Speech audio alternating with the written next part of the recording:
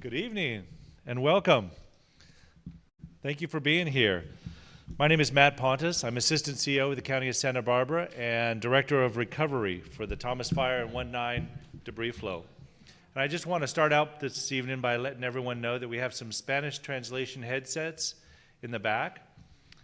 And we have Joe Black here with us tonight to help us with some interpretation.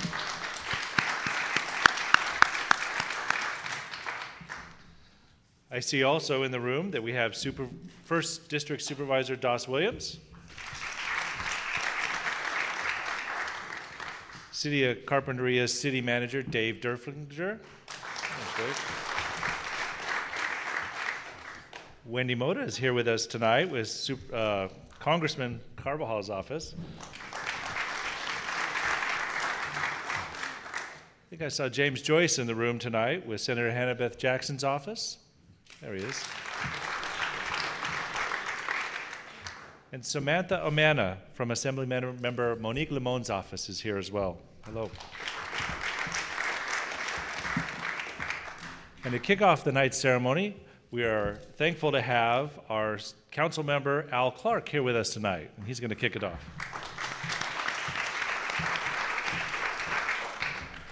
Thank you and welcome. Thanks for coming down. Thank you to the county for putting this on, preparedness for what may happen in the future. Everybody will acknowledge that Carpinteria went through a lot last year. It was very tough. There was a lot of anxiety. I will never forget waking up at 2:30 a.m. and seeing the 100-foot flames dance down the hills. I always thought, this is something that you see on TV. This is something that happens to somebody else. But there it was us. We were the ones. So it was a very big deal and a lot of stress on people. And we're told it's possibly a multi-year scenario, what with the flooding potential up in the hills still remaining and the grass not growing back and the shrub brush. So I guess we're going to be looking at some stuff like that. The city is, I know one of the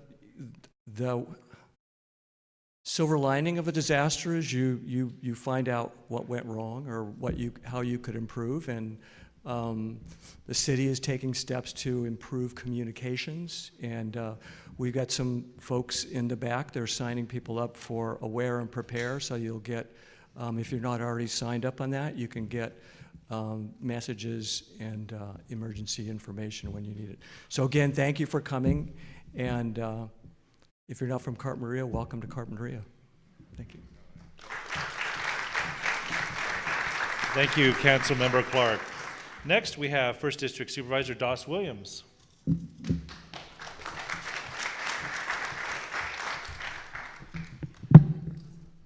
Good evening. So it's good. This tonight is a good reminder for a couple things. It's a good reminder that the county is not just the land use authority for the ag lands on the outside of town. We are public health. We have a clinic right here that provides health services for thousands of Carpinterians. We're the behavioral wellness provider. So we contract with local providers for any mental wellness needs in the community. And alongside our brothers and sisters in Summerlin District, we answer the call when you're in need. We have our deputy sheriffs that are county employees and contracted by the city. And of course, when there's a large event, it's alongside the Summerlin Fire District firefighters. There's county firefighters. And so I just want you to know that when there is fire, the county will be here for you. When there is flood, the county will be here for you. When it means that we need to, with speed, clean out the debris basins to prepare for the next storm, we will be here for you. And when it comes to learning from what's gone before, we will be here for you. And that's what tonight's really about. Because we've been at this now many months, and there are some things that we've learned. And so tonight, some of the exciting things will be a revised rain threshold for evacuations, a simplified evacuation protocol, and a good long list of all the ways that we will try to get a hold of you. And that, of course, should prompt you to either get a landline or make sure you and your neighbors are all signed up for Aware and Prepare. Because when we say a large percentage are signed up, we're usually astounded when we have 20, 30%, 40% of a community signed up. We need more people signed up. So the people who aren't here today, we need you to communicate with them and make sure they do sign up, because we all saw some of the shortcomings of relying on the federal WIA system for its length. We want to rely on the best information that can be provided, which is through Aware and Prepare. Thank you so much. It's an honor to represent you.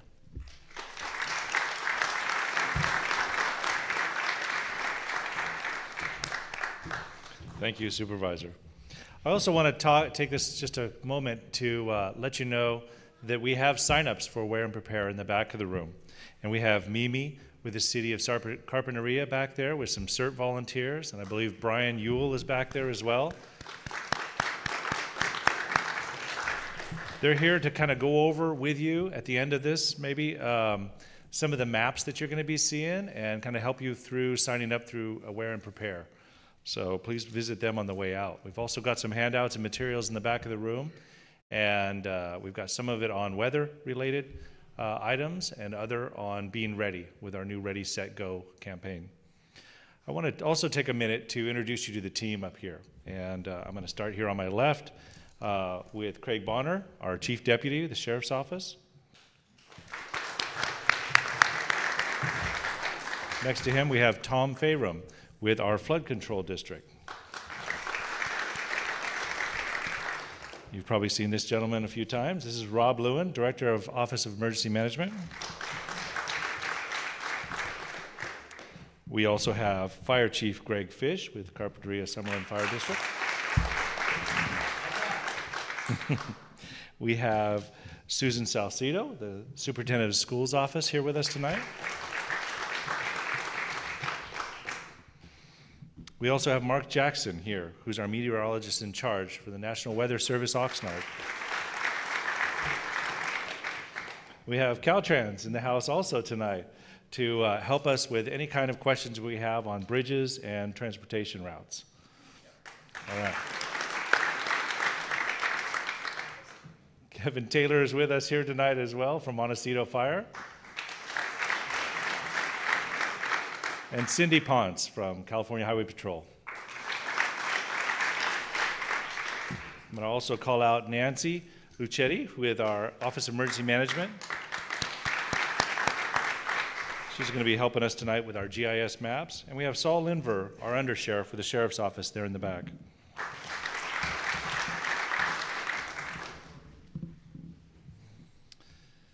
So we have a full agenda here tonight for you. And the purpose of this meeting is to be able to have a conversation with you, to go over some of our evacuation protocols that have changed, to talk a little bit about the winter season ahead, and to get an update on some of the weather. Your questions at the end of this conversation are going to help guide us and let us know where we need to move resources to help better serve you.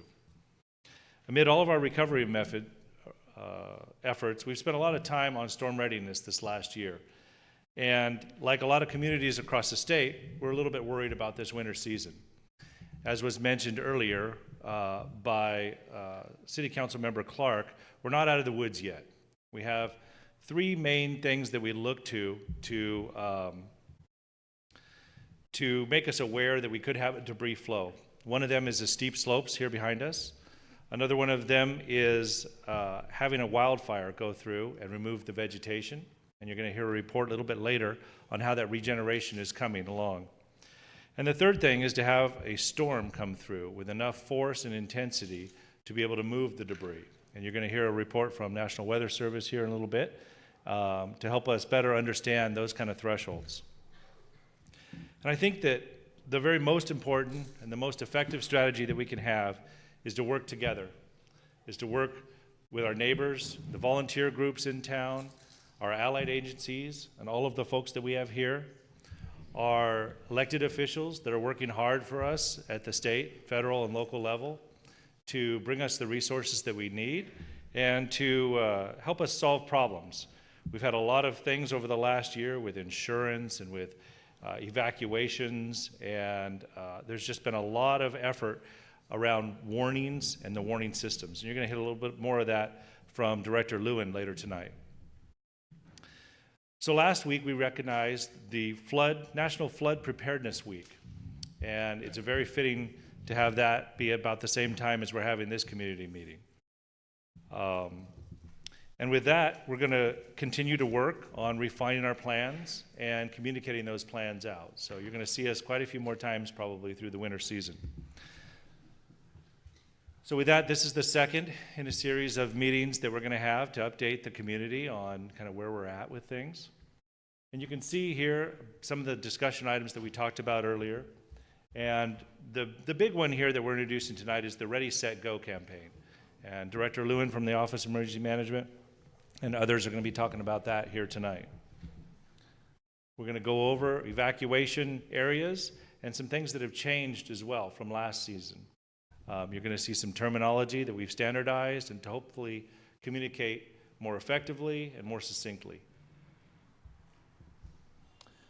And to let you know, there's been a lot of things that have happened over the last spring and summer and throughout the fall here.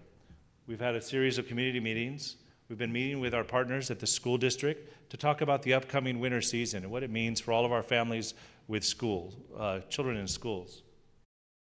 We've had a scientist symposium and some come-togethers with a lot of different groups and a lot of different scientists so that we can better understand the effects the fire had on the watersheds above us and what to expect with the rainfall that is coming this winter.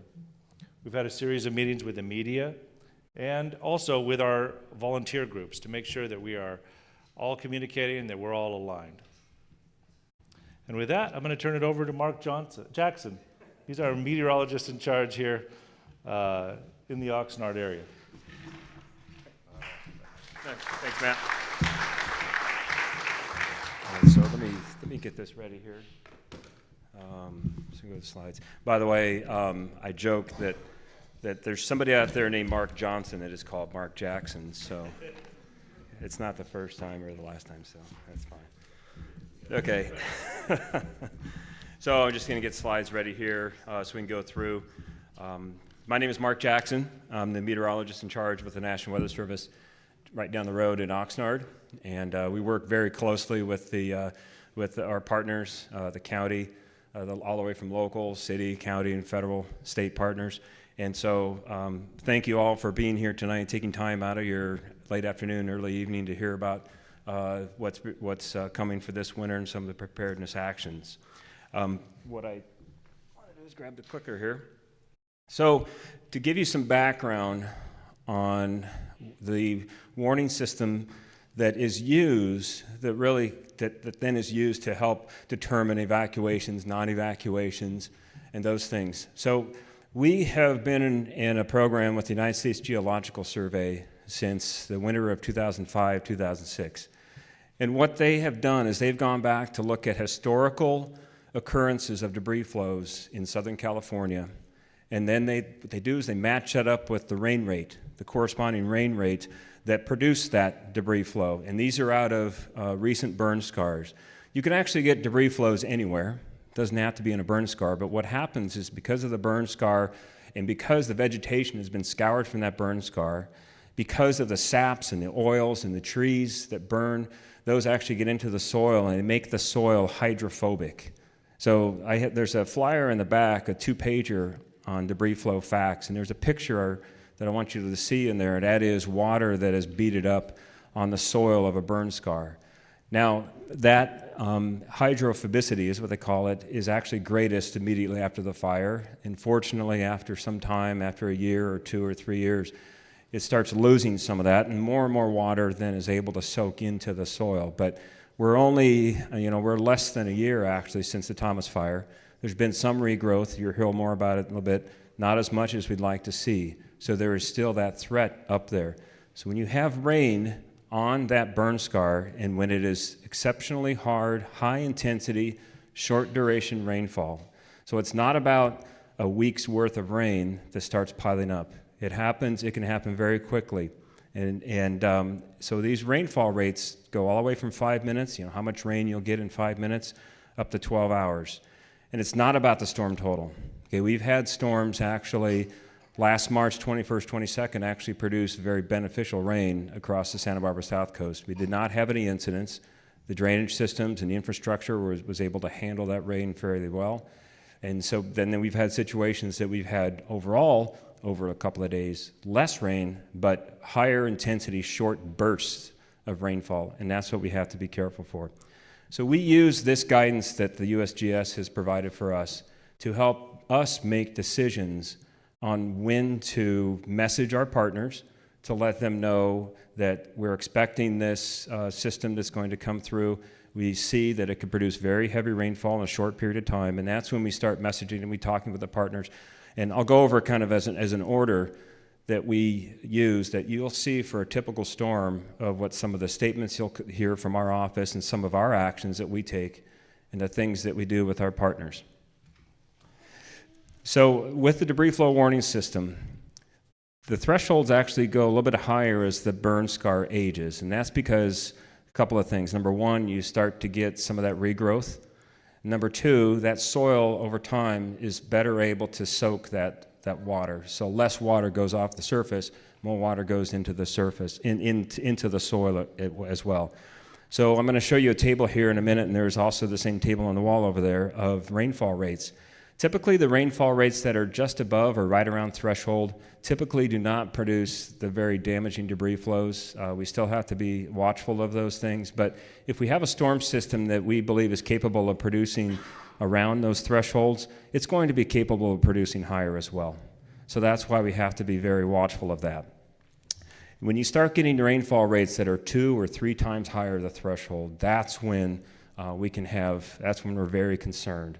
And these are the situations in which you get so much rain in such a short period of time that the infrastructure is not really able to handle it and comes off the slope very fast. So that's what we have to watch for. So this table up here, and the same table is over here on the side of the wall. This breaks down from 15 minutes up to 12 hours, the rainfall rate that we will use as guidance in working with the county for 2 burn areas that we're watching so far. And this is, again, this is just the burn areas we have now. If we have any new fires this fall, then obviously we will have to then look at those burn areas as well. But for the Thomas burn scar, 15 minutes, 4/10 of an inch in 15 minutes, that may not seem like a whole lot of rain, but in 15 minutes it is a lot of rain. And those cells that you see up here in blue, those are the ones that we try to watch the most. Just remember that phrase, high intensity, short duration rainfall is when we become very concerned. So if you look at a table this is what the flood control district has put together. These are just 3 of the county rain gauges that we have up in the hills. In that first column, the STD, that is the period of record for these sites. So for instance, just taking one example, Cold Springs Debris Basin, that's 40 years that there's been a site at that location. So the number of years, the probability over all it took was just 1 year out of one of those 40 to have a ½ an inch per hour. That occurred at least one time, so 100%. But as you go across, once you start raising that rainfall rate threshold, now you make it a little more difficult to then exceed that threshold. So for instance, 0.8 of an inch per hour, 55% of those years into that 40-year record experienced that kind of rainfall rate at that site. Okay, so the message here is that yes, it does take heavier rain to produce the debris flows, but it's still not a 0% chance. So we still have to be very watchful. Some points about, let me go back. I think I missed okay. All right. So a couple of things on the on the debris flows kind of talking points. Number one, depending on the path, the slope of the path that debris flow comes down, debris flows can move very fast. And so fast that it's very difficult to outrun. And many of the streets and the roads up in the hills are built in natural drainage basins. So many times those debris flows will want to tend to go down those drainage paths. And so it's a very dangerous thing if a debris flow is very imminent or occurring to then try to get out into the road and get down and outrun it. And Rob Lewin will explain what that readiness is if in fact you might be in your residence and there's a debris flow and some of the things that you can do to protect yourself. So, I'm going backwards. So they can be very difficult to predict. It's difficult enough as it is to predict rainfall, but now we're talking about the rate of rainfall, not the storm total, and we're also talking about what happens to that rain once it hits the slope. Where will we possibly get a debris flow once we see that rain? So it's very difficult really to know the if, when, and where. And it's hard to be, especially with the where part, exactly knowing where that heavy cell might occur within that burn scar. And this is just the nature of the science. Some of the storms, the confidence can be very high. But there are some storms, some that may not be real obvious in terms of the intensity of storm systems. So this is when I talk about storm systems. You may have a situation in which might have a possibility, say, of thunderstorms in the forecast. And there's that possibility that you might get that storm that pops up, kind of a rapidly developing storm. So there haven't been evacuations, or the evacuations maybe has been lifted. We've done the best of our ability to determine that the threat is gone. But there is that possibility that one of these storm cells might pop up and produce very heavy rainfall. This is where we have to be aware of what the forecast is and be weather aware. And again, Rob will go over some of the actions you can take for these rapidly developing situations. One thing to remember, ignore the seasonal forecast in terms of El Nino and how much rain might be expected for the total season, because all it takes is one. It only takes one storm to produce a world of problems, so keep that in mind. And the final takeaway here on this slide is follow the instructions of the local officials. And this next slide I'll show you will kind of give you an idea of how the coordination works out with a typical storm system between the National Weather Service and our partners. So just as a real quick order here, what you would see if we expect a strong storm system to hit the area.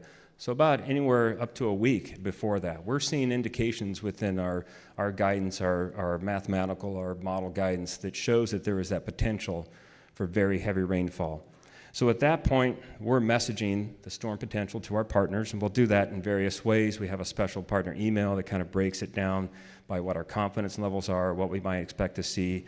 We might have a webinar where they can actually see some slides. We'll have conference calls, and one of the most powerful things we can do is actually get on the phone and talk to them.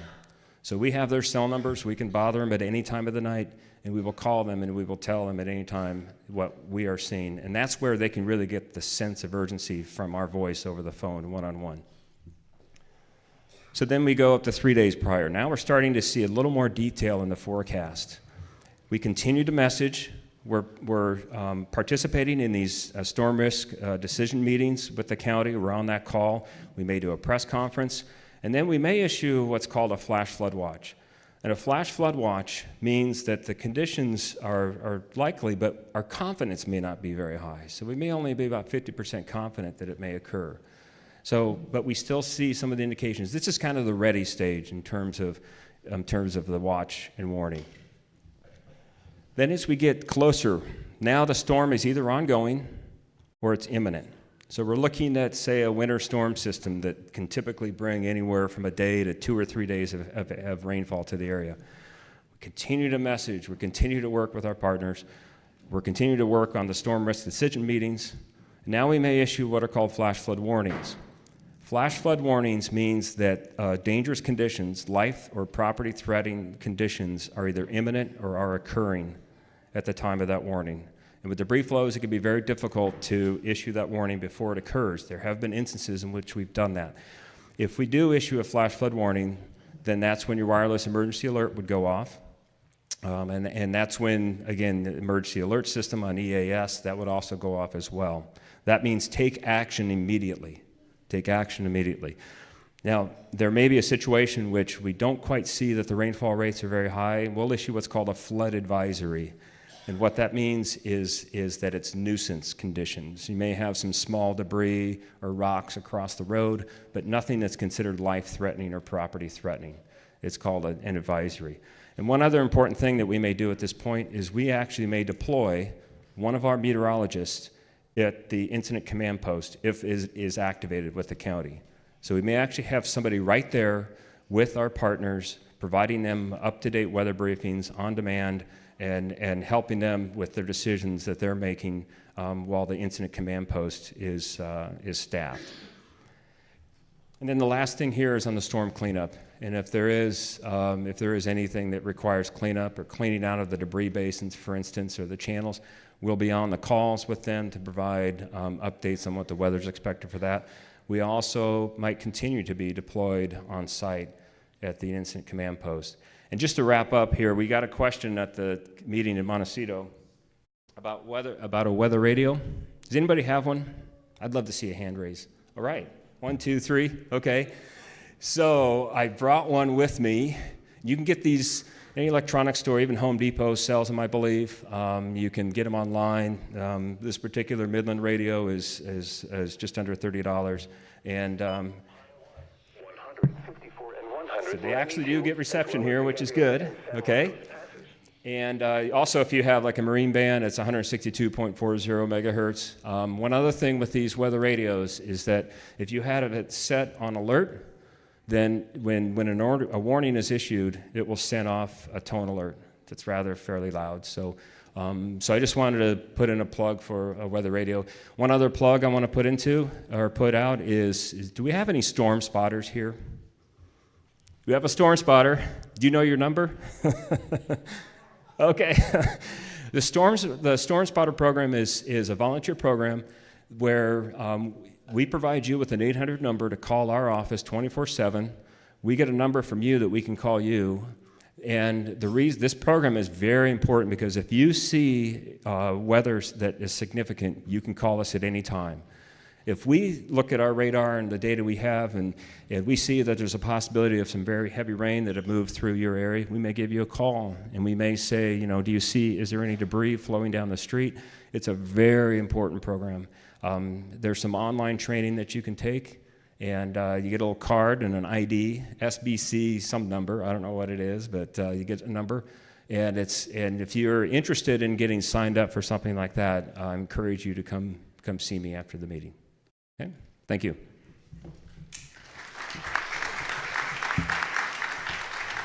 Thank you, Mark. Next up, we've got Rob Lewin, our Office of Emergency Management. Thank you, Mr. Pontus, and I can't tell you how fortunate we are to have the Weather Service office in Oxnard. The staff there are all veterans of many, many years of working, and they know this area so well, and we've benefited so much by having them as partners, and they truly are. We're engaged with them all the time, whether it's for predicted red flags, for fire threat, or because of storms. We have worked hard through the summer. We recognize that what all of you went through starting on December 4th last year has been difficult. We know that you went through the power outage and then you went through evacuations for many weeks, a couple of weeks during the Thomas fire. We know that during the debris flow you were isolated and that your communications were limited or none. And we've taken everything that we have done during each of the evacuations that we have ordered for all of you, and each time we learn from those lessons. Today is the culmination of the effort that we have nonstop been working on throughout this summer. We are all partners up here. We have dropped any sort of worry about what color uniform or who makes our paycheck. We all work together. We have formed storm risk teams, and we have brought our people together for different assignments along that summer to battle and tackle different sorts of issues that we're trying to resolve. We abide by a set of principles when we evacuate. Our principles are that we will evacuate for the very shortest time that we have to. We will always call an evacuation when it is necessary. We will not hesitate that if people's safety is needed, we will evacuate them. We will not question that.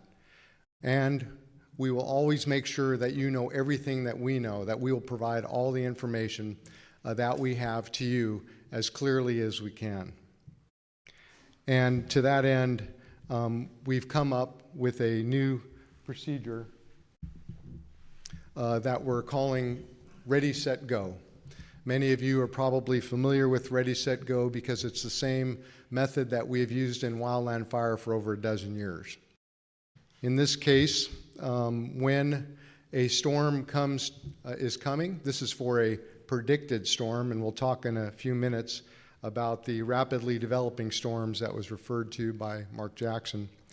But when we have a predicted storm, somewhere before or around 72 hours, the National Weather Service will be contacting us. And again, as he said, they can contact us 24 hours a day. My office has a 24-hour duty officer, as well as the sheriffs have a 24-hour command officer, and the fire departments all have 24-hour duty chiefs and duty officers. They will contact us and tell us that there is something that looks like it has the potential to cause a debris flow. We will then bring the storm risk team together. The storm risk team is a group of people who, many of them are with us today in this room up front here or in the back, and they are the group that comes together. They're operational people, they're flood control folks, they're folks from my office, me, and there's folks from the CEO's office, the city manager here in Carpinteria. We come together and we hear from the National Weather Service, and our job is to evaluate the information and make a decision. If we feel that, again, that storm has a potential at this point, we're going to issue the weather advisory, and we're going to get you ready. What does ready mean for you? It means that you need to start thinking and doing the things you would do if you have to evacuate. Do you have everything ready in your house that needs to be evacuated? Do you know where your medications are? Do you have your extra batteries? If you have needs for, because you have a medical condition that requires some extra help and things, do you have that lined up? Do you know where you'll go if you have to do an evacuation? Do you know how to get hold of all the people in your family so that you're all united if an evacuation comes together? You're getting ready. Then about 48 hours, as Mark Jackson said, their predictions get higher confidence. The storm is close enough now that they can make a fairly reliable prediction on whether it's going to meet the thresholds or not. At that point, we will, if the situation is still continuing to be a threat, we will issue an evacuation warning. That is the term we will use always now, is evacuation warning. That means to get set. That means your car, make sure it has fuel in it.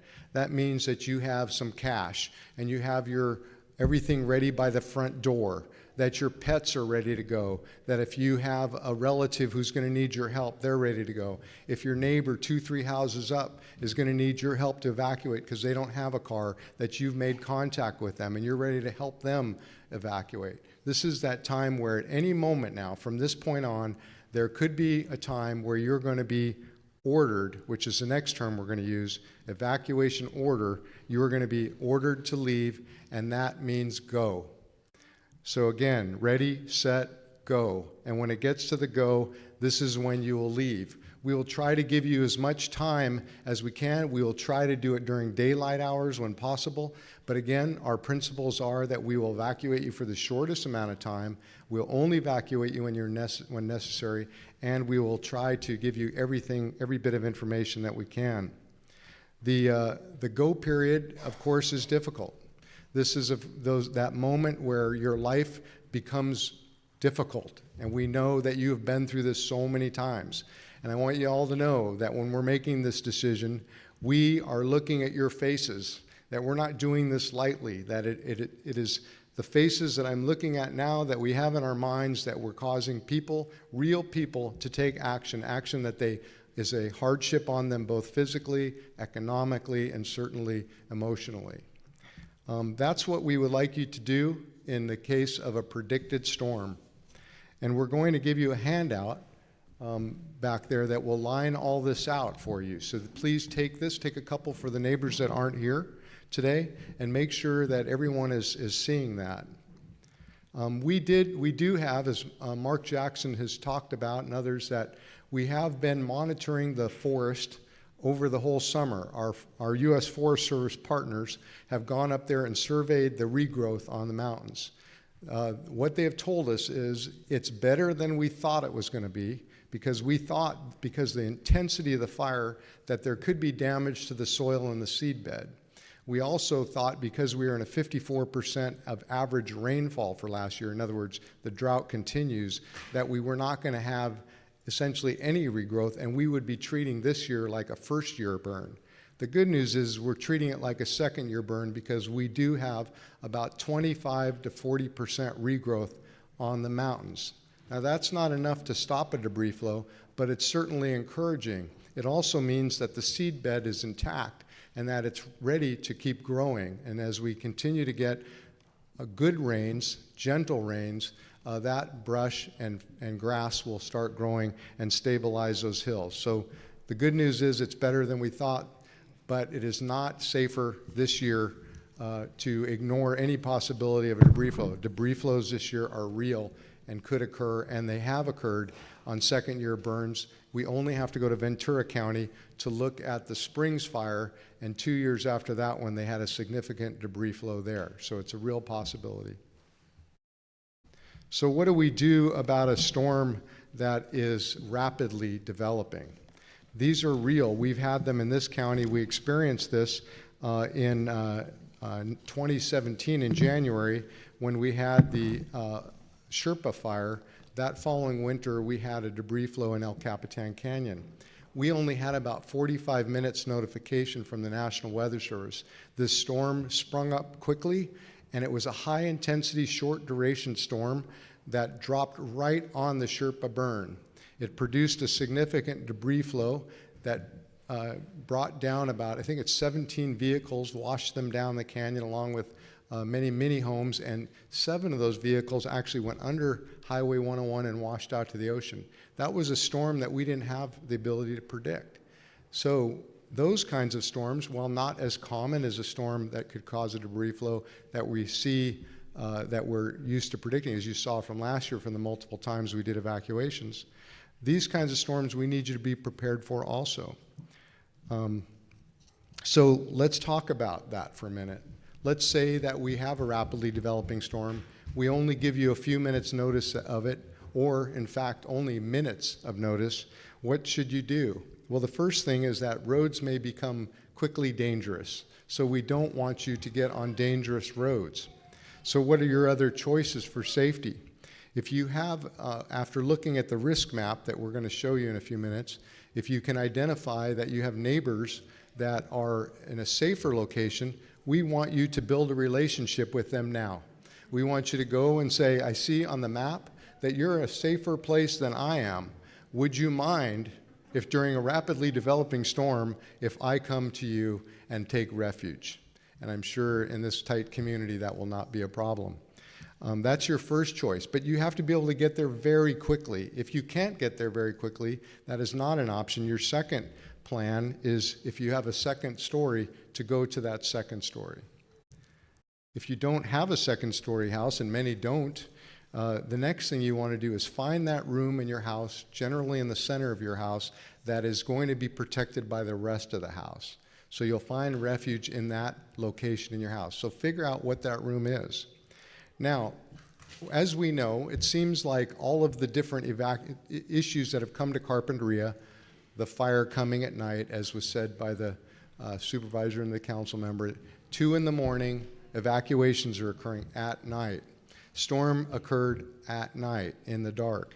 So I cannot stress enough, and I see Commander Huddle here really pushes this one and encourages me to do it, is make sure you have lots of flashlights in your house, because operating in a power outage in the dark is very difficult. You become disoriented quickly if you don't have any light. And I don't want you to rely on those darn smartphone flashlights. You need your smartphone for making calls and hearing alerts. Don't use your battery for that. So go out and get some good quality flashlights and place them all over your house. Next, make sure you have shoes and coats by your doors so that if you have to leave to get to that neighbor quickly, or you have to leave for some other reason, you're not wandering around without shoes or without the ability to get, to keep yourself warm, because that's the next thing during a storm is people getting hypothermia. So those are some tips for you to do for a rapidly developing storm. We're paying attention, and we want you to believe in what we're telling you. We're going to ride through this winter together. We live in a beautiful place. We're all proud of where we live and who we surround ourselves with in these tight communities. So let's hang in there. We can get through this winter together.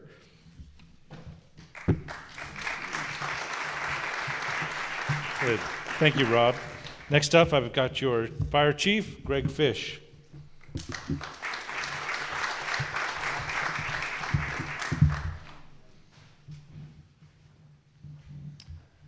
All right, this is great. I'm excited to be here as your newly minted fire chief. I stepped into the role about 3 weeks ago on October 1st, and we are here to serve you. We, as the Carpinteria Summerlin Fire Protection District, are here to serve you.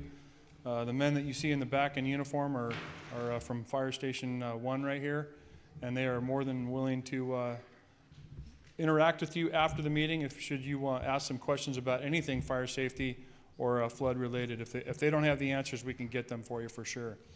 With that, we promised at the end of last year that we'd take a more precise look at the debris flow risk map that was developed using the latest available debris flow scientists from around the country shortly after the 1/9 event. So operational staff from the sheriff, fire, search and rescue, and flood control evaluated the existing debris flow areas at the parcel level using high-resolution aerial data, or LiDAR. If a habitable structure was identified inside the debris flow risk area, the property is in the evacuation area. So, however, if the property in the debris flow risk area has no habitable structure, then it was removed from the evacuation order. So this is in alignment with our evacuation principle that we talked about, that we're only going to include people to be evacuated of those members at risk within the community. That's the bottom line. We're not interested in evacuating the whole city or the whole county. We're looking for specific areas that need to be evacuated and going after those specific areas so that we inconvenience just the fewest amount of people possible that are going to be in danger. Santa Barbara County, with FEMA assistance, engaged a professional engineering firm to reevaluate our debris flow risk now that the debris flow basins and creek channels are again clear. We expect to receive this new information in late November and complete our analysis by the beginning of December. So the maps that we have right now reflect old data. We scoured the debris basins and the creeks. They are now empty. What you're seeing on these new maps are information reflecting full debris basins and creeks that were not scoured. Does that make sense? It's important that you realize that, because these maps will change as we get this new information. So finally, it is important to note that the properties that are highlighted in the red map are not considered at risk for debris flows. They remain at risk of isolation should a debris flow occur. If your property is located in this area and you elect to stay during an event, please be prepared to be isolated for up to 14 days. It's kind of crazy to talk about, but this is reality. We're going to do our very best to get you from those isolated areas within 14 days. But we would like you to have food, water, and any other medications that you need to stay isolated for up to 14 days if you're not in an exact risk area. So again, if one canyon is being evacuated and another canyon is being evacuated and you're cut off, we're going to do our very best to get in there and get you out of there. We're going to take every precaution that we can to keep you safe, but that could last a long time, and we don't know how long that's going to be, so we want you to be prepared, and that's why this is all part of the preparation process. Now let's look at the, can we look at the map? And what we're looking at right now is available on www.readysbc.org. And you can see on the map, it's basically a big, it looks like a Google Earth, but this isn't Google Earth, it's some other company.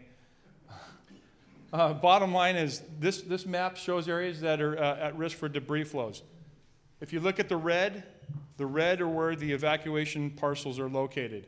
So to find your place, and we'll do this as an example, I have an example of 368 Lambert Road. So we're going to type in the search box up on the upper left-hand side, 368 Lambert Road,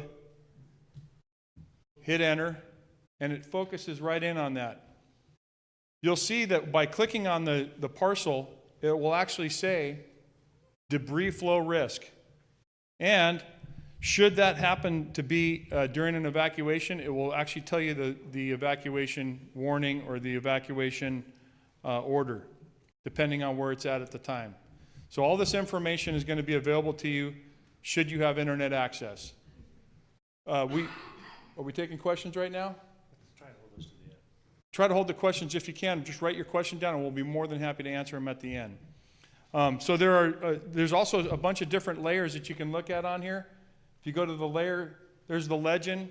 You can see the different colors. There's schools that are going to be evacuated during a evacuation warning.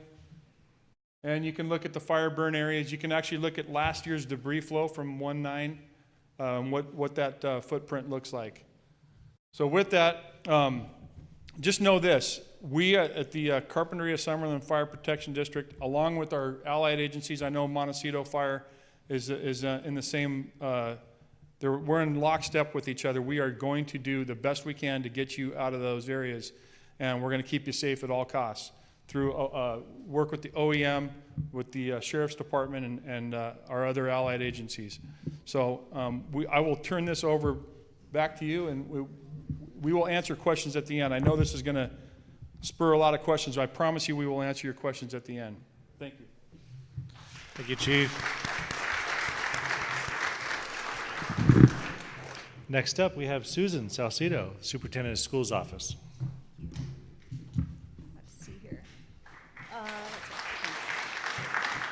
We'll get back to the PowerPoint. Let's see if we can get that going. There we go. Great. Actually, well, let me first start by saying thank you so much for allowing us to communicate to you what might happen to or what will happen to our schools should they be impacted with an evacuation order and if an order is issued. I also want to say to the Carpinteria community a sincere thank you. Your support of your school district, Carpinteria Unified School District, that then supported school buses and bus drivers that transported teachers from the south to the north and the north to the south, allowing teachers to get to students and for students to be reunited in other districts other than Carpinteria after the debris flow made an enormous difference to the lives of students and their families, so really appreciate your support of that. Earlier, we discussed that school officials have been convening about the emergency plans, and that's absolutely true. And so heads of public-private schools and principals and superintendents of public schools met just a few days ago based on this information so we could be ready and prepared and share with you what the impact will be should an evacuation order be issued. And I want to say and recognize Gerardo Cornejo, if you wouldn't mind standing, please, Gerardo. He's the principal of Carpinteria High School, representing Carpinteria Unified School District, and both of us would be glad to answer questions about schools at the end if you have any. But I want to say that on the map that you just saw, there are two schools that are outlined in red. In other words, two schools that will be evacuated should an evacuation order be issued. Those two schools are Crane School in Montecito and Aliso Elementary School here in Carpinteria. But it's important to know that other schools will be affected and impacted if an evacuation order is issued, because the roads may be closed, we won't be able to get to the schools, the schools will need to close even if they're not in a red zone. On the map, by the way, that you'll be taking a look at when you get home tonight, schools are all highlighted in yellow. So when you pull down that menu, you can find any of your schools. They're highlighted in yellow. But even if these schools are not highlighted in red, they will be closed if an evacuation order is issued, and they're right here listed. Montecito Union, Mount Carmel, Laguna Blanca Lower School, and Crane School. All 4 of those schools will be closed in Montecito, and all schools in Carpinteria Unified will be closed if an evacuation order is issued. Fortunately for Cold Spring School, that school and the neighboring residents are not in a red zone, so Cold Spring School will remain open if an evacuation order is issued, and Cold Spring is in Montecito. Alternate sites have been named. They will be available if needed. Montecito will again be invited to attend Hope School District. Laguna Blanca Lower School will again go to Girls Inc. in Goleta on Hollister, and Crane School will relocate to 3 different locations. Carpinteria Unified School Districts will not be relocating, however, they will remain closed. I want to say that our schools have been tremendous about communicating to their families and teachers and staff, and they'll continue to do so in case of an emergency. I really appreciate an opportunity to talk about schools and the impact. Thank you.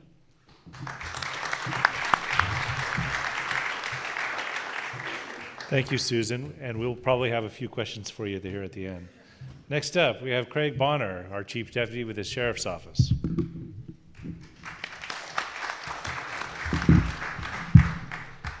All right, so on behalf of Sheriff Brown and our entire Sheriff's Office team, I want to thank all of you for being here tonight. This is an important step toward protecting yourselves, protecting your families, and protecting our local community. Our teams have spent the past 10 months evaluating capabilities, identifying areas in need of improvement, refining policies, procedures, and training to ensure that we're better able to prepare for and respond to incidents that are affecting and impacting our local communities. One of the key areas that we addressed throughout this process was the manner and methods by which we plan for and conduct evacuations, as well as the methodologies that we're going to use to communicate with our community members about those evacuations. So my colleagues that have gone before me tonight have explained the refinement of the evacuation map, the adoption of the Ready, Set, Go messaging, all of which make it easier for community members to understand what they need to do in order to protect themselves and their family members. I'm going to spend a few minutes talking about the evacuation process and how we are going to connect with you when you need to evacuate. So whenever feasible, and Director Lewin talked about it, we have a decision team that's made up of government and community stakeholders as well as subject matter experts that is convened in order to evaluate the situation and provide information and guidance to the sheriff, who is ultimately responsible for making the decision as to whether or not to issue that evacuation order. So Director Lewin also spoke about those 6 principles, those principles that we're using to make that decision. Again, the ensuring the public safety and evacuating only when necessary, and so forth. So once we've made that decision that we have to evacuate to protect lives, then it comes down to the question of how we're going to communicate with you and notify you about those evacuations. There are several key means by which the Sheriff's Office, in conjunction with Santa Barbara County OEM and other public safety partners, are going to reach out and communicate with you. Once it becomes apparent that the evacuations may be needed, we're going to begin pushing information out into the community ahead of time. When possible, we're going to utilize traditional media to help disseminate the information, about the impending evacuations, using press releases and advisories, trying to get that information out there so that you know it's time to get ready. We're going to share information through the County of Santa Barbara TV channel, CSB TV, as well as the 211 information line. Similarly, we'll be pushing out information via social media, including Twitter, Facebook, and Nixle. And perhaps most importantly, and something that we want everybody to remember, are those aware and prepare alerts that you need to sign up for. They are a key method by which we can provide you with pretty detailed information about what's going to occur and what you need to do to protect yourself. And again, that's something that you have to sign up for in order to get them. In addition to, emails, the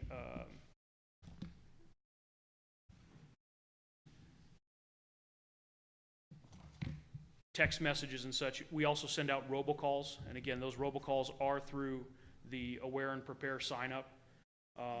Moving on to when it's time to go and an evacuation order is made, we're going to use the Wireless Emergency Alert System, or WEA, to get a hold of you. And that's the one where your phone starts making a bunch of noise and it gives you a very short message. The other problem with WEA that we've experienced is it doesn't work all of the time. When the presidential test was done a few weeks back, Director Lewin didn't get that alert on one of his phones. So it's not something we want you to count on. We want you to count on the Aware and Prepare side of it, get you signed up so that we can make sure.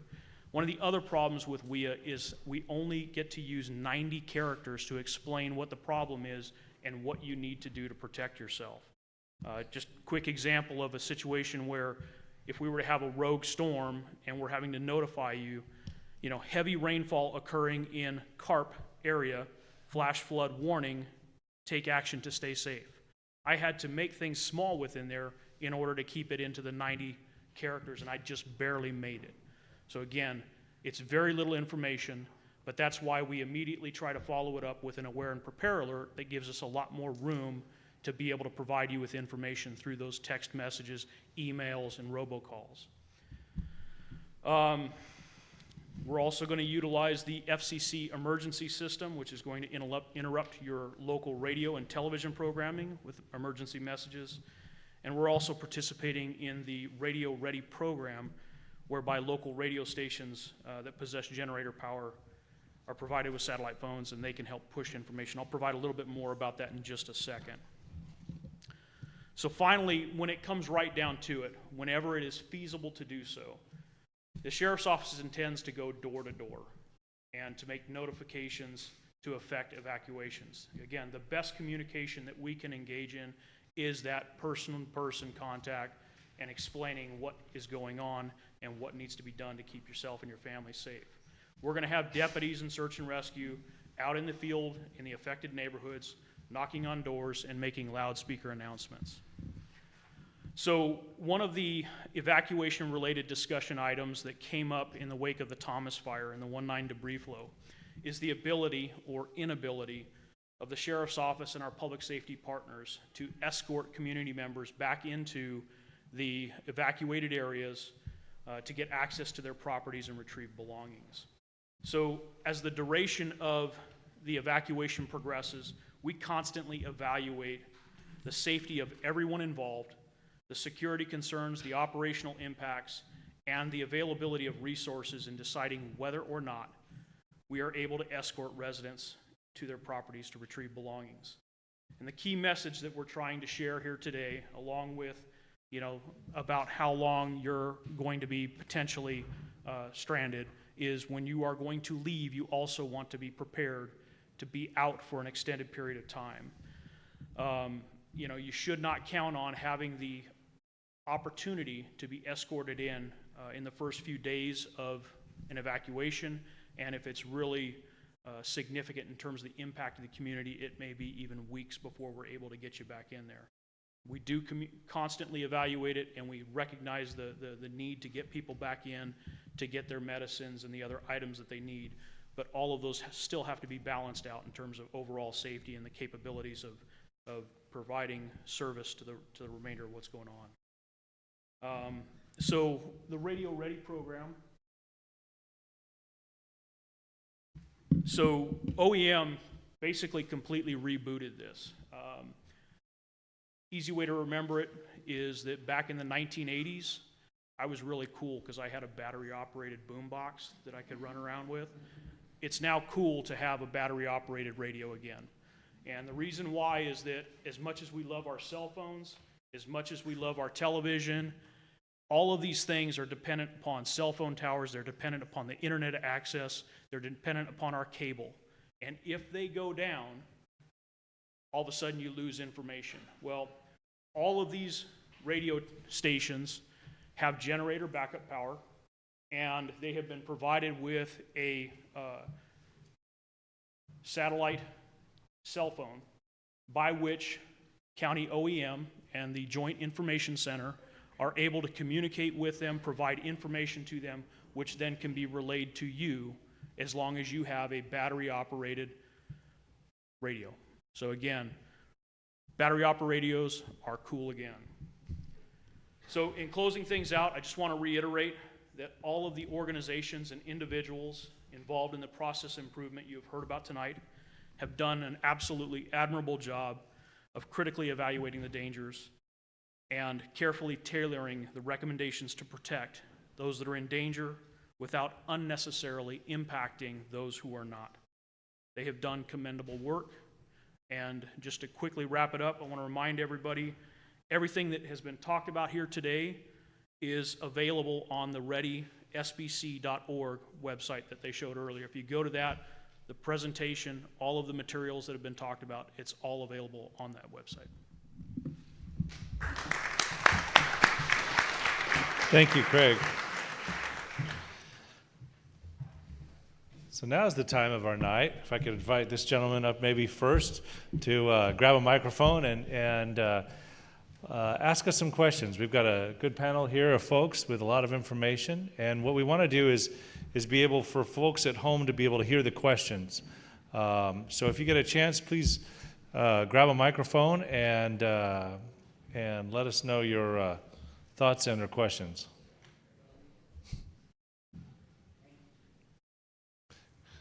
Of course, we fooled you because it wasn't working. If your home has been inaccurately designated in the debris flow area, what do you do? Who do you talk to? So that's a good question. I'm going to have Director Lewin respond to that question, as many people are probably thinking about it. So thanks for the question, sir. So the first thing is, right after this meeting, we'll look up your address and specifically look at that issue. For any of you that have that concern, we're glad to take a look at your specific issue tonight. But let me give you just a general response. The maps that we're using were developed by the best scientists that are available about debris flows. They came together from the California Geological Survey and the U.S. Geological Survey, as well as scientists from CAL FIRE and the U.S. Forest Service, to develop the debris risk areas. Those maps came out last January, and we've been using those maps since. As was stated, we have also contracted now with a scientific engineering firm that's reevaluating the maps to see if there's any areas that we can hopefully reduce. And maybe there might be some cases where there has to be some additions, but we're looking at it now in the current situation. So the map debris flow areas are defined now.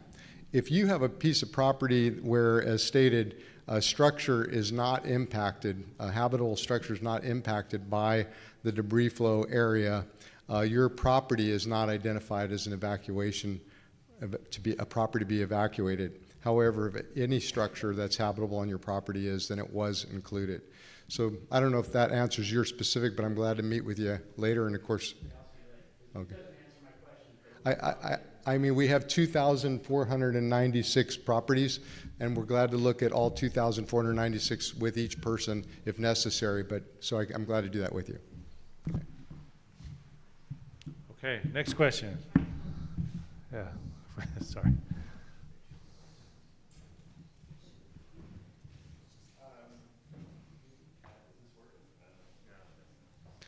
Sorry. Let's get somebody over there.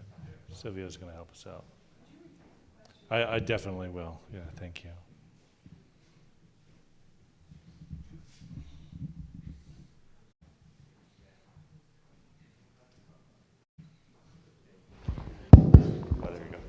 we go. I know you've done an admirable job cleaning out the Santa Monica debris basin. I live right below it on Foothill Road, and what concerns me is that the property right next to the flood control canal has been taking truckloads, hundreds and hundreds of truckloads of dirt and depositing them on the property there, right next to the canal. I'm not sure if you're familiar with that property, and I'm wondering if that's all that dirt is gonna wash down on the rest of us. That's a good question. I'm going to have Tom Fayrum, who leads our flood control district, answer that for everyone here. So if the area you're talking about is right at the corner of the access into the debris basin and Foothill, 192, that's a flat area that's been used by the contractor for staging material. You probably saw it living there. You've seen material come in and material move out. It's been mostly leveled. Most of the material has been moved out, but there is some left. You might also have noticed on the east side of the channel, the canal there's been material placed. That's actually a road now. We have access now on the east side, which we didn't have before, but now we do. But for the most part, we're feeling pretty good about that. And I also, just in case someone had the question about the status of that debris basin, approximately a month ago, we finished clearing it from 1/9 to a month ago. So that talks about how much material was in there. There still is construction work going up there. You've seen the contractors. We're doing a lot of repairs out there.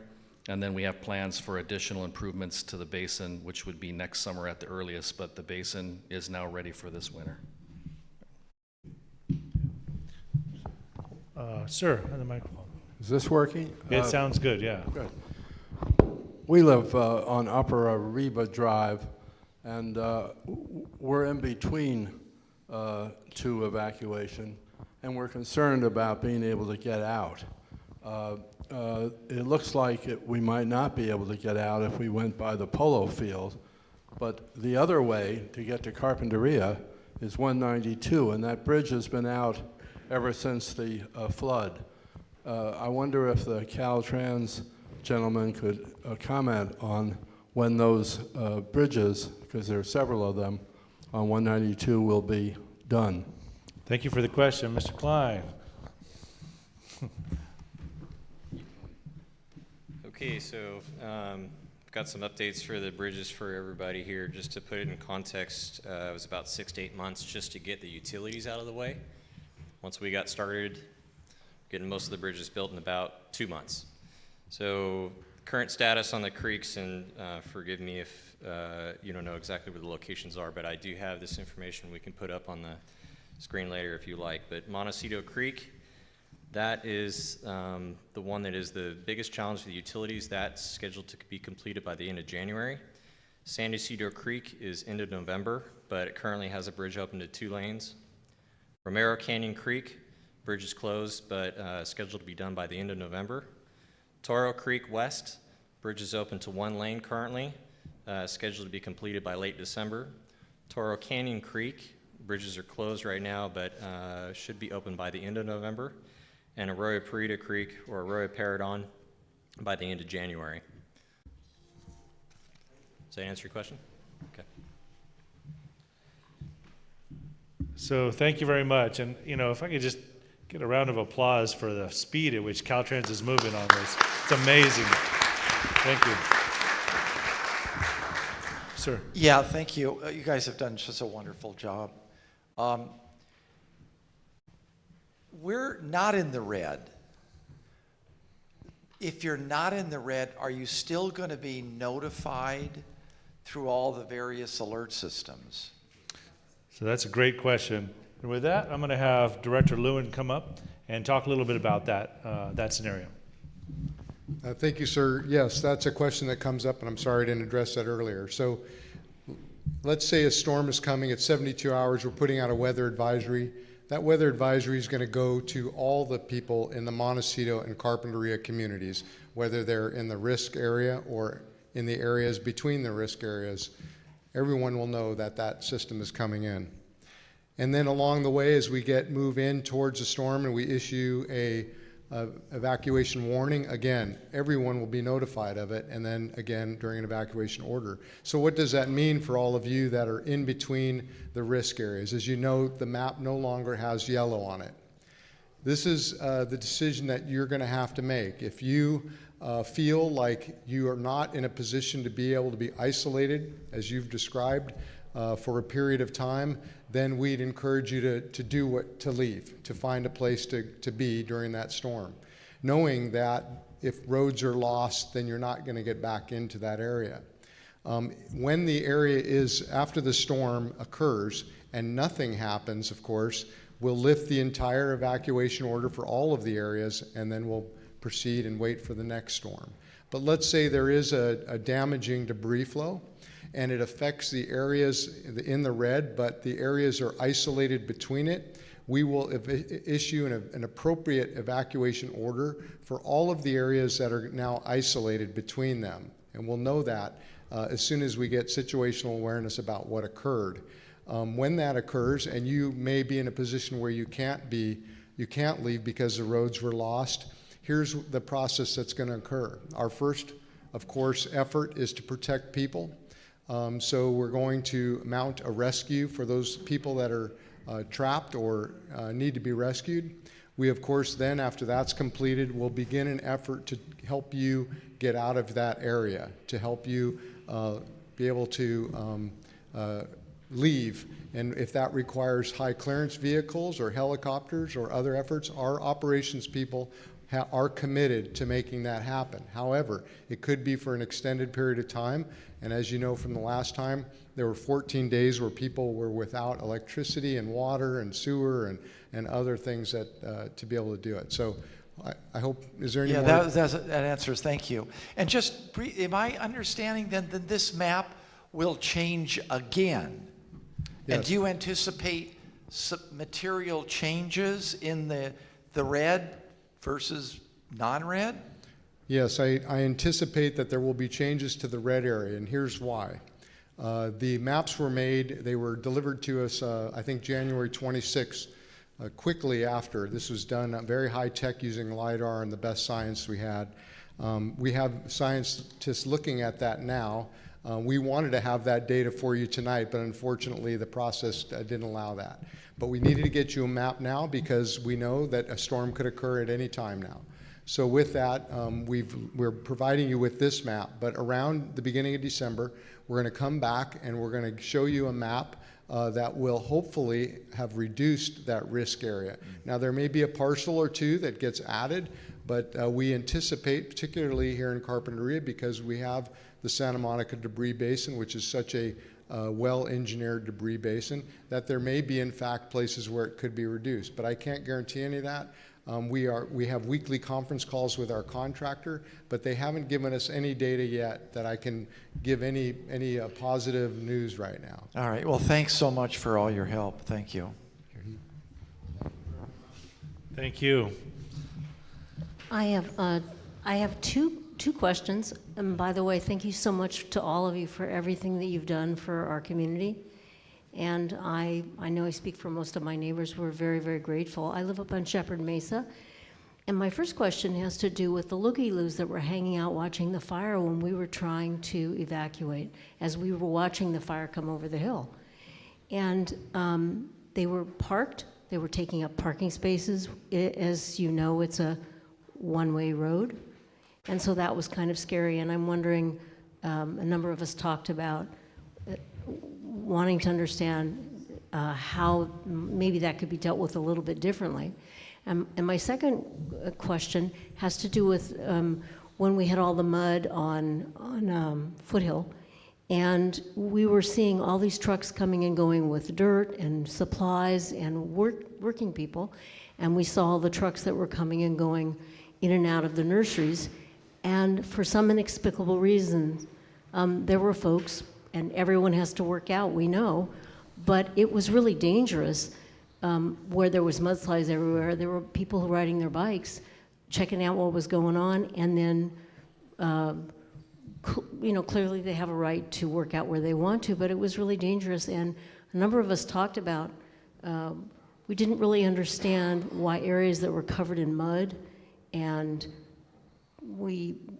Foothill Road is really rather narrow, and now that we have more and more trucks to the nurseries, we're seeing the trucks come down over the line often, and around where the Bliss property is and some of the other properties on the hairpin turns, they're not driving the speed limit. They're in a hustle, and so a number of us have talked about, well, what can we actually do? We don't want to impinge on someone's freedom of expression or doing their business or working out where they want, but it seems like it's really dangerous when we have debris and we have work crews and things like that. Thank you for taking my questions.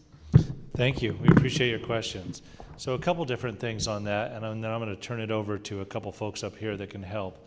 But as you reminded us, during the initial stages of the debris flow, we had a lot of trucks carrying a lot of real soupy mix. It was something we had all struggled with in terms of the safety and how slippery the roads were.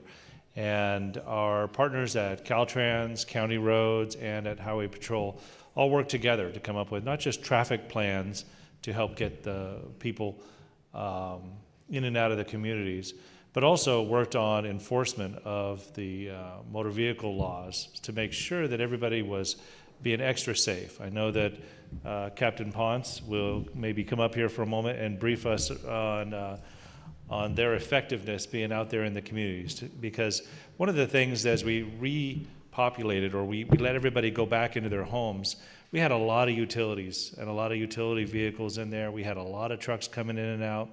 And when you put thousands of people back in, it was certainly a delicate equation. And obviously we wanted everybody to be safe and remind everybody to take a little extra time in the morning. But with that, I'm going to turn it over to Captain Ponce.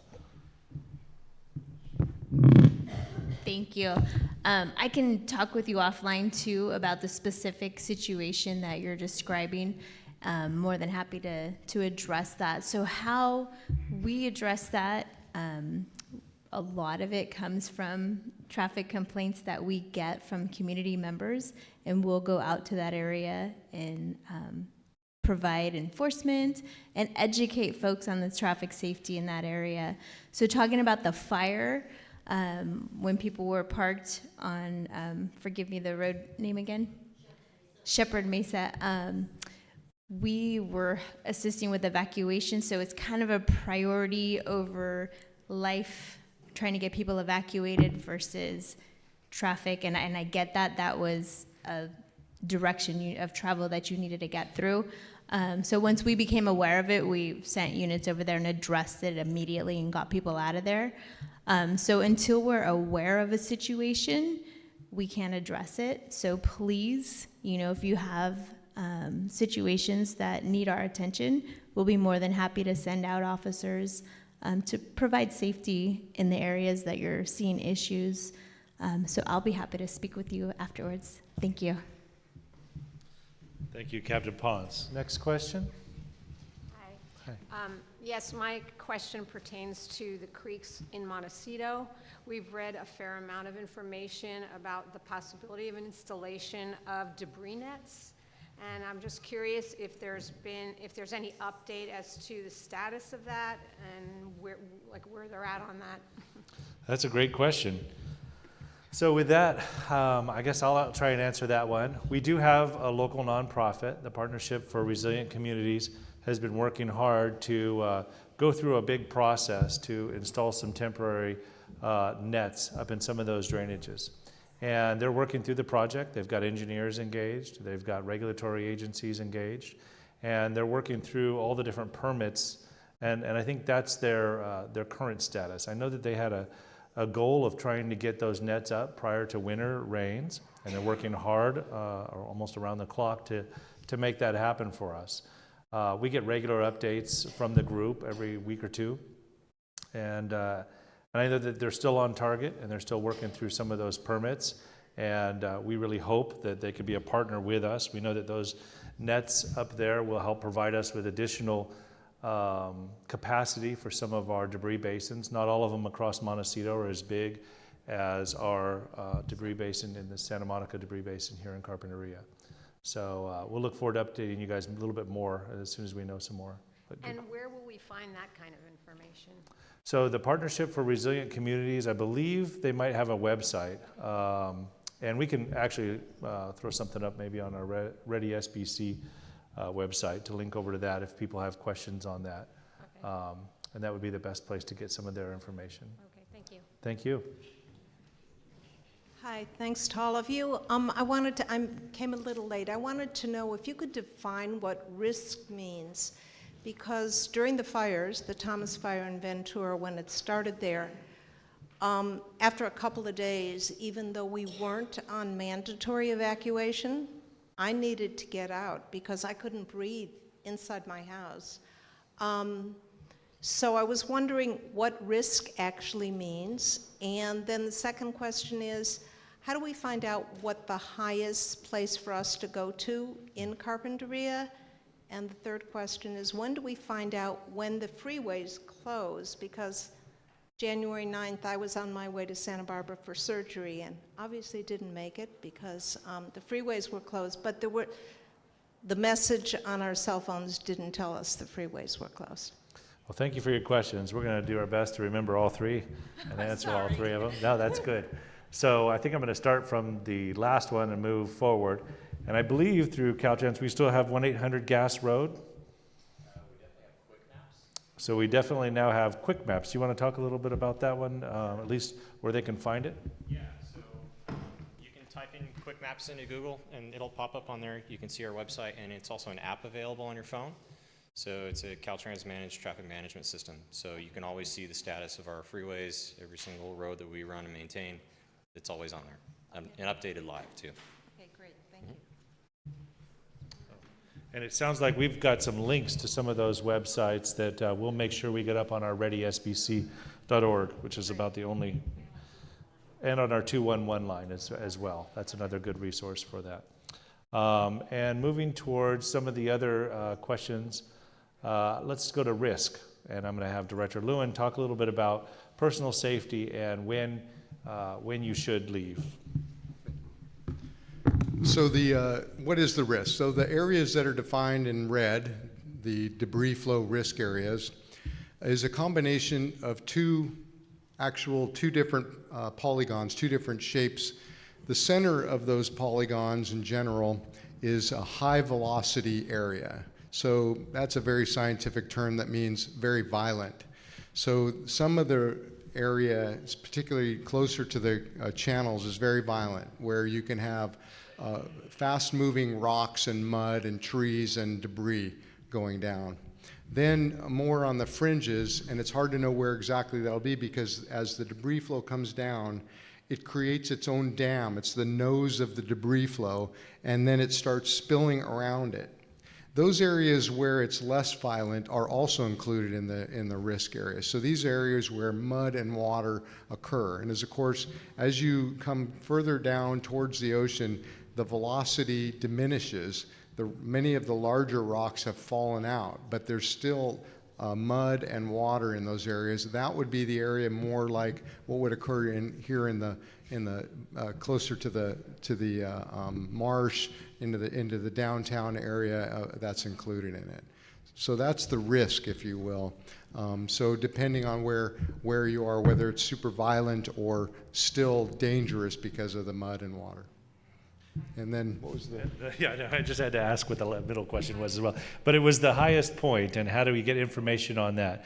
And for our local community here, I would encourage you to contact the chief and his staff over at the fire department, and they can help you find that information and maybe give you a little personalized service on what to do in your area. Great, thank you. You're welcome. Hi, thank you all for this meeting. It's been very helpful.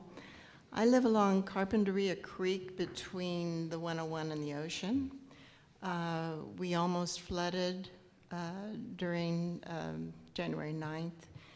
And I think there were homes on the other side. I'm on the city side of the creek. On the other side, I think they did flood. So when the new map came out, I pulled up the map to put in my address, and I noticed that Carpinteria Creek seemed no longer to be in a risk area, and I was wondering why that was. So that's a great question. And between Tom Fayrum, our flood control district, and Rob Lewin, who helped put some of those maps together, I'm sure we can get an answer for you. Okay, and I wanted to add that we understand that once the freeway bridges are completed, that water that over the years since 1969 has been diverted over to the Franklin neighborhood will now all be coming down Carpinteria Creek. So I think our risk is probably going to be even greater at that point. So that's a question I'm going to let Tom answer.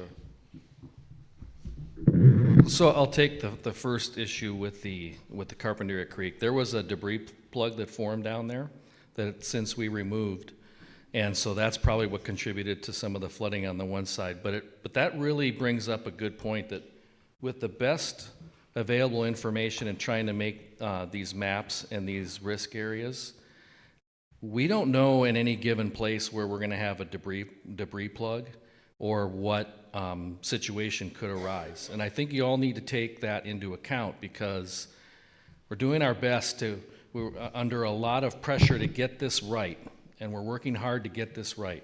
But there are a lot of factors that are out of our control that can happen, so you need to remember that.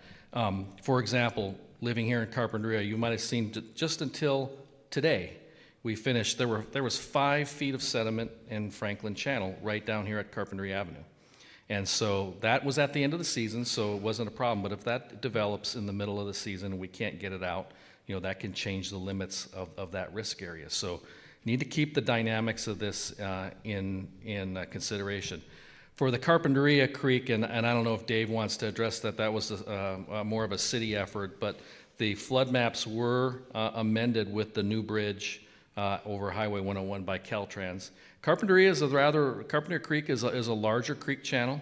It does have a lot of capacity, but the debris issue is clearly one to be aware of as well. But one thing to keep in mind that the freeway artificially took water away from its natural path, and that's not good either. We always strive that retain the natural path of floodwaters is what really should happen. And we appreciate that, except that if it raises the water much higher, we're going to be flooded, and that's what concerns us at this point. Right. Thank you. Dave, I'd like to chime in on that question as well. Yeah, hi, I'm Dave Derflinger, the city manager. To elaborate on Tom's response, the mapping that we have in place now that shows the flood risk area includes what happens when the freeway bridges get washed out. So there's a diversion that you referenced that happens for an interim period of time over to the Franklin Channel. And then the freeway bridges, as they did in '69, get washed out and it goes down channel. So that modeling already shows the full flow of the flood down Carpinteria Creek. And the modeling we've done more recently shows that it has capacity to handle it. So will we then not be in the flood area, even though we almost flooded this last time? It won't change. The modeling won't change on that part of the creek. What you experienced this last time, as Tom referenced, and the flooding you saw on the east side of the creek, flooded Creek Park, and it flooded the storage area of San Roque Mobile Home Park. That was caused by the debris plug. So the freeway bridges weren't finished yet. They were lower. A lot of debris caught up in them. It backed up and formed a big lake behind the freeway bridges, and then that blew loose. During that period of time, it filled up Creek Park. It filled up the San Roque Mobile Home Park. That was what you were seeing. That won't happen again, ideally, because the freeway bridges have been lifted. We're on the west side, and we're just above where the water treatment plant is. And I've lived there 23 years, and I've never seen the water that high. So that's why I'm concerned if there's going to be more water coming down, that we could be in trouble. And that's why I didn't understand why the map didn't reflect that. But the map reflects the full flow coming down Carpinteria Creek. Okay. So the flash flood that you experienced was after that, if you're down south of the freeway in Carpinteria Avenue. That was when that debris plug broke loose, and you saw the full flow come through there. Okay, thanks. Thank you, Dave. That was great information. And our staff, as well as Dave, is here later if you want to get any other further information on that, or if anybody does. Next question. Okay, I live in Montecito. I wasn't able to attend the other one, but what I'm wondering is how do they figure out with everything that's changed, like some houses are now gone, how do they figure out where the boulders are going to go or where the debris flow is going to go? And I don't see how they can possibly predict what's safe and what's not safe. Well, thank you for the question. Certainly, we have engaged a lot of scientists and a lot of folks to help answer that question. And I'm going to have Tom Fayram come up, who's been part of that team, to help give us a little bit of an idea of what they're trying to get together for us. So that's a good question, and it's a difficult question, as I addressed on the last one. So there's a couple ways that we're able to try to capture where debris and the rocks are going to go. And really, it involves following gravity. Water's going to seek the least resistant path.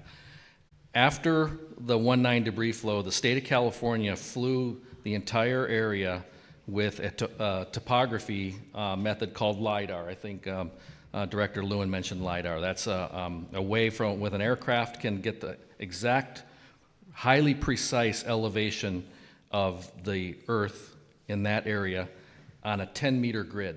Every 10 meters, there's a data point. That then is used and was first put into a FEMA, Federal Emergency Management Agency. They did a new recovery flood map, which is online at readysbc.org. And that utilizes a two-dimensional model which respects the new landform that the debris is replaced and recognizes if a flow comes down, it's going to go where it's least resistance and where the most slope is. And so it actually tracks that. And the engineering company that Director Lewin was talking about is using that information, using computer-generated models for how much flow is coming down.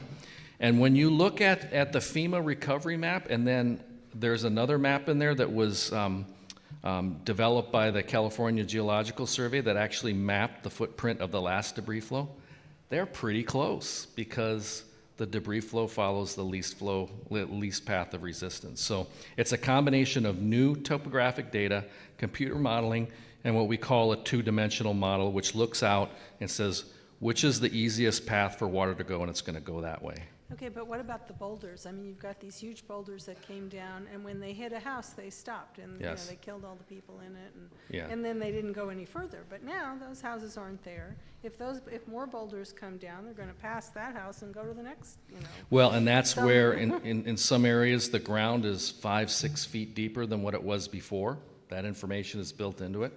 You're right, there's boulders out there now, but in general, a debris flow or a flood it in a sense feels the entire canyon topography, and it levels itself out and goes the way of least resistance. That's about the best I could put it.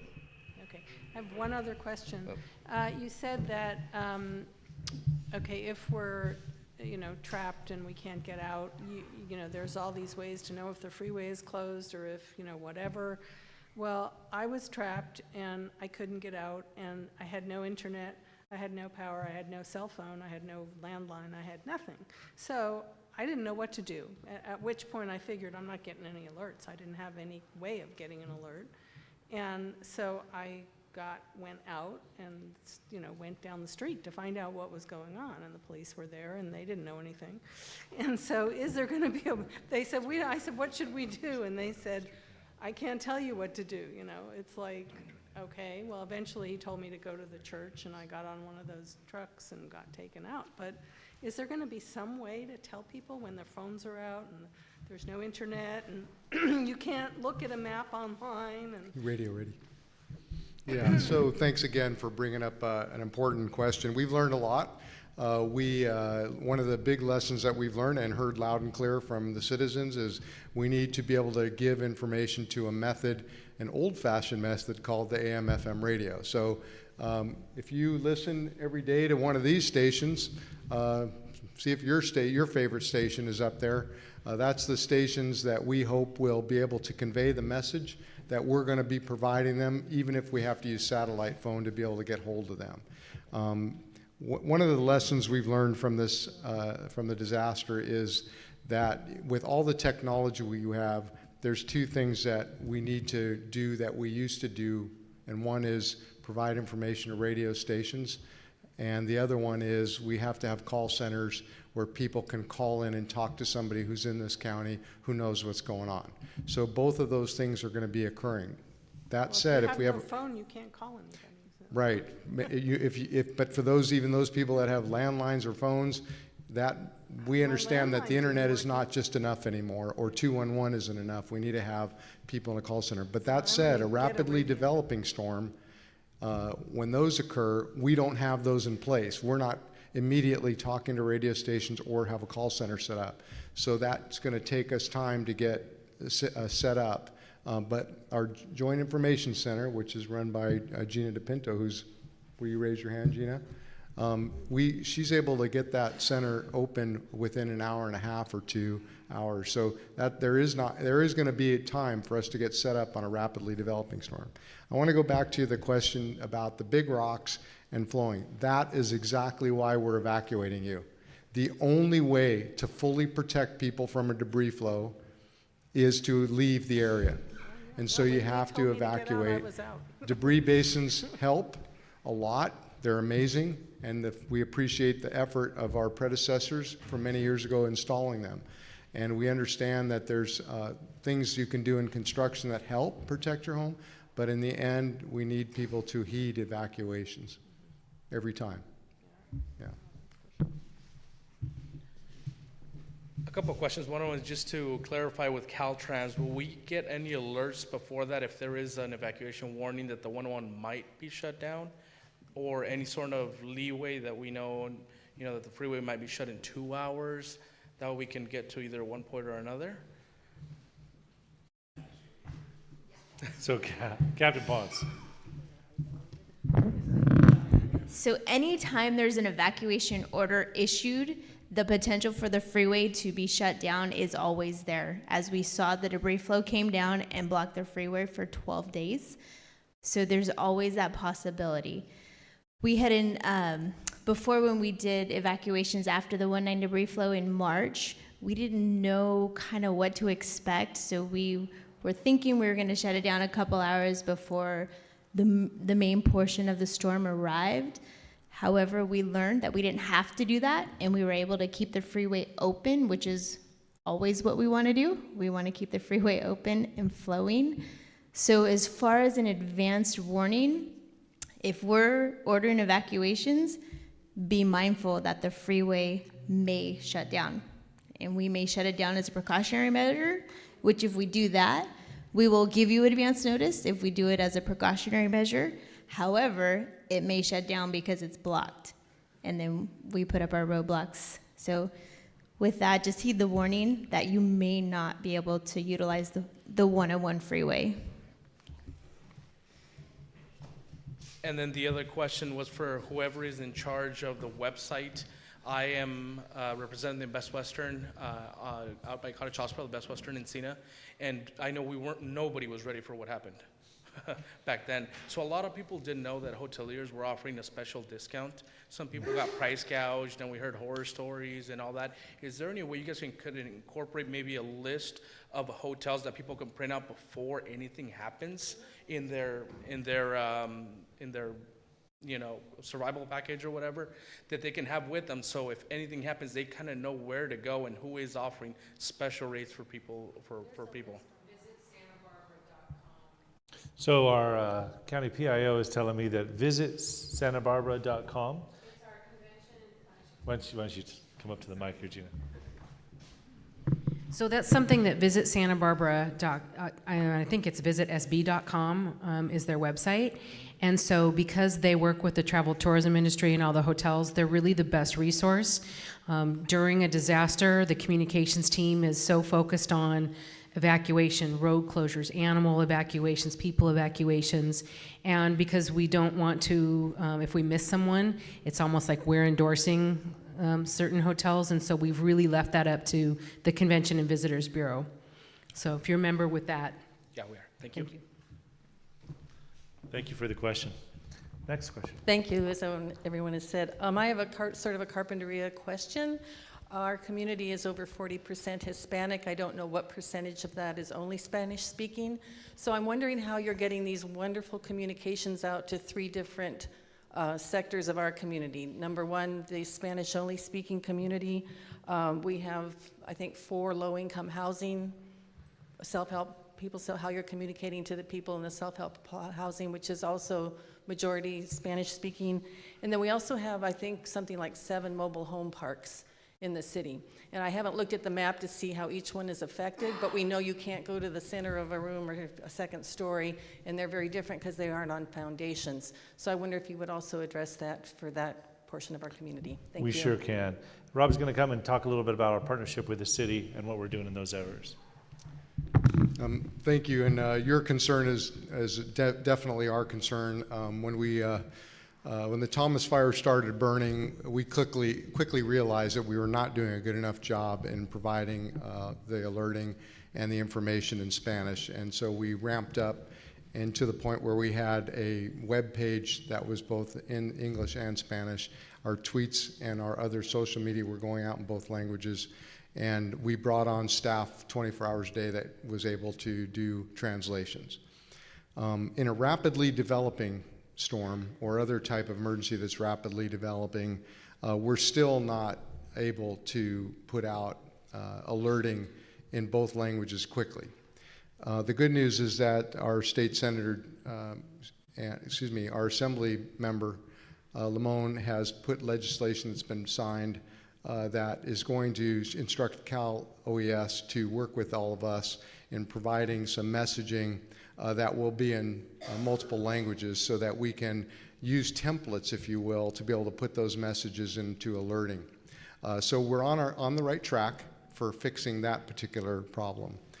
As far as notifications for this winter storm in multiple languages, our intentions are to go door to door to the people in the risk areas and give them the message in both English and Spanish into all of those areas. We're going to hopefully utilize volunteer organizations to be able to distribute that along with our law enforcement agencies and anyone else that we can do to get to those 2,496 parcels and give them a notice that says, it's the form that we're handing out tonight, which is in both Spanish and English.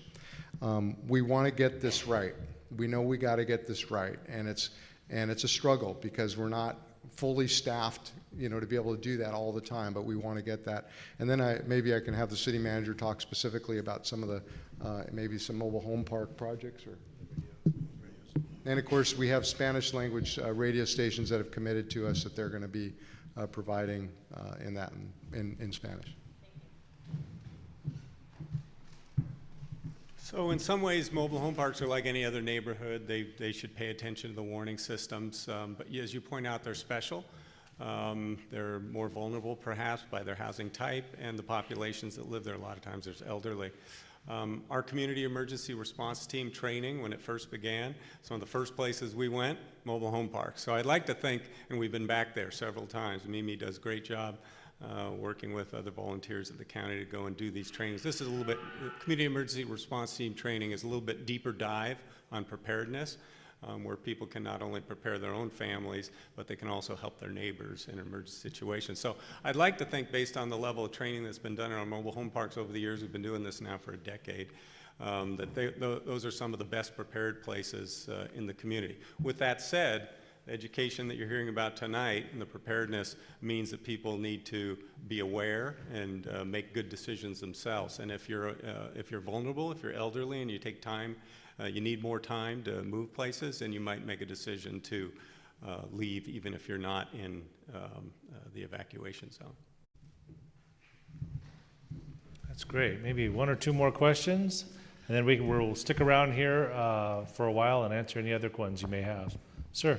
Yes, I'm a local crossing guard here in town, and is there any way you could present this information to everybody without making it so scary? Because I've learned this last year, especially the March 1st storm, it has great effect on grammar school kids, like for 5th and 4th graders. And I had a group of 4th graders and fifth graders that came out of school on March 1st when the evacuations were going into effect. And these kids were scared that they were going to die, and they're yelling that they're going to die, and we weren't going to make it. And so I explained to the kids what's been done since 1969 with the Army Corps of Engineers and what I've seen of flooding in Carpinteria and what's been done around the high school with the dike and keep it from flooding. And it's only been two times in history that the high school's flooded, and it's the only school in the school district that's ever flooded. And that's the reason why they put the dike around it. It hasn't flooded since. And so is there any way you can make it so it's less scary to the kids? So that's a good question, and thank you for bringing that up. I'm going to turn it over to Susan, who spent a lot of time over the last year with her team and talking to the kids about that issue. Thank you for your question and for your care of the youth and the community. What I can say is that all of the superintendents of the school districts, and here is Diana Rigby for Carpinteria Unified, meets with her team, the principals, Gerardo Cornejo's here, all the principals of the elementary schools. They meet very regularly, especially in times of emergencies, around the communication for their youth. And so I know that it's a priority. It's very, very important that we educate our families, and we do it a little differently for elementary students than we do for middle school, than we do for high school. But that is definitely a priority for our school leaders and will continue to be in case of an emergency. So thanks so much for your question.